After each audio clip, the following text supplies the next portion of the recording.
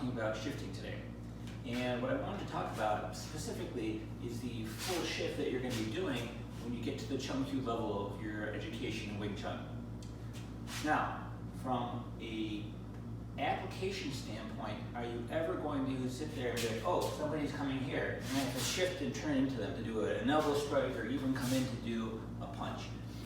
Again, you can never say never, you can never say always, but it's highly unlikely. Now, as I've said before, in Wing Chun, you're learning two basic things that you're doing. One, I'm learning how to apply power to a target. Secondly, I'm learning how to adjust and control myself when that power is applied to me and how I can control my body structure when that power is applied. All right? So that's what everything is teaching you how to do, those two things.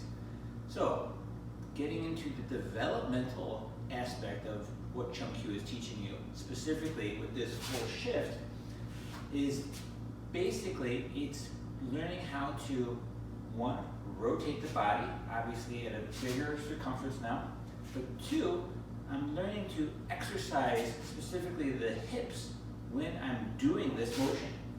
So when I'm here, shifting back and forth with that, it's preparing my body so that I have greater flexibility in the hips as I'm doing this. So that's why when you're here, okay, roughly when you're shifted, okay, your feet should go about 45 degrees, the body will turn and 180 degrees. All right, so I don't want to come in here and think like, oh, my feet are turning and all of a sudden I'm like walking on a tightrope. No, your feet should stop 45 degrees, but my body continues to turn, and that's how I'm exercising my hips.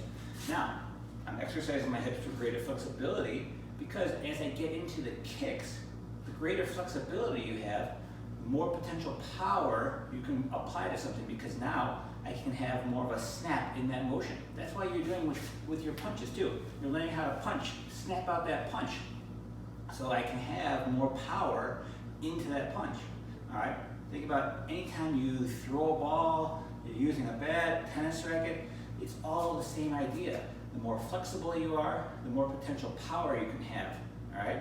So keep that in mind. So that's why when I'm doing the exercise here, shifting back and forth with that, yeah, I'm learning how to potentially move my body rotationally, but more specifically, I'm exercising the hips.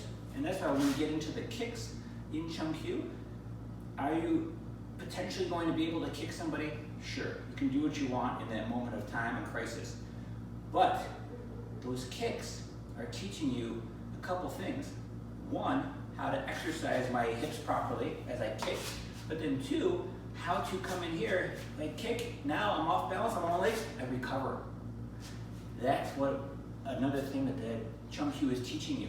I can do the side kick, now I come back here, oh, I have to recover back into my stance. That's what it's teaching you. It's all about controlling your balance as well.